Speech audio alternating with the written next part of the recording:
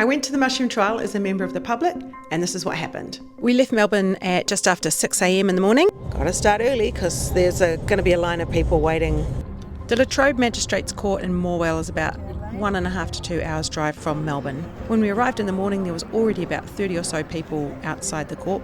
They were mostly older women. I reckon they're kind of what internet sleuths look like in real life. Most of them didn't want to talk to me on camera, but many of them said they had to drive for quite a while to get to the court, some even like an hour and a half. And most were just interested to see what was happening. They were interested in the case and they wanted to see it play out. There's also a community vibe, so people there can be quite social and they really do know each other. Some were friendly and some really weren't, but I met some nice people in the line.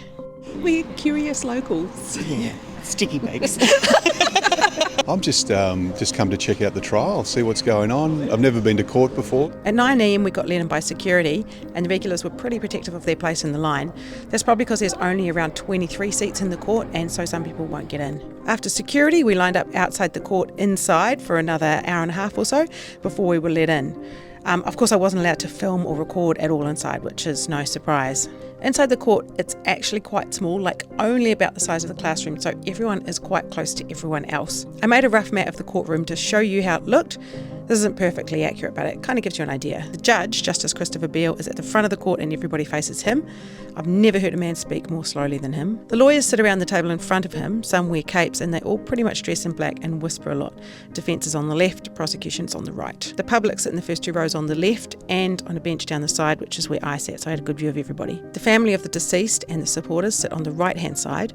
They were all pretty much wearing navy, green and maroon. It's kind of a country farm style of dress, I think. The 2 people I recognised right away were Ian Wilkinson, the only survivor of the beef Wellington lunch, and Tanya Patterson, Erin Patterson's ex-sister-in-law. They were sitting pretty close to each other, but not sitting together. The jury sits down the side and the media has 6 seats at the back of the court. On this day, the head of the investigation, Detective Constable Stephen Eppingstall, was giving evidence. He was answering questions about whether phones were picked up in the search of Erin Patterson's house and some stuff about CCTV footage as well, among other things. And then right at the back of the court is Erin Patterson herself in a sectioned off part next to 2 police officers.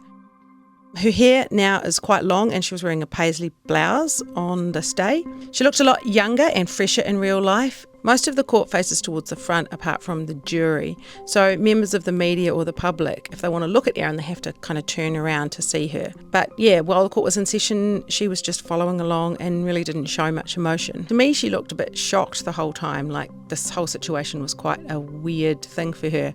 But that's just my impression.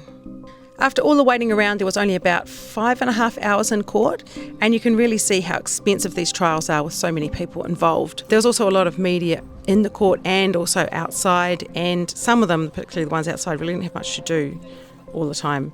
I caught up with Marta from The Age, who is writing about the trial. It's been a lot of information, a lot of evidence, a lot to take in. We're all very tired. Someone put to us last week that we're at the marathon stage where everything hurts, and I think that's a very good representation of how we're all feeling right now. It's like that stage where we were all exhausted, very tired, and looking forward to seeing this finally conclude in one way or another.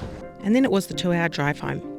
I think the thing which was most interesting for me was just how close the family of the deceased were to Erin Patterson, the accused. Like, they were really close to each other. They definitely could see each other. The court proceedings itself were very dry. I didn't necessarily understand a lot of what was going on. So it's kind of hard to imagine that at the end of this, Erin Patterson will either go to prison for a very long time or she won't. And I'm sure that the families will have very strong feelings about that.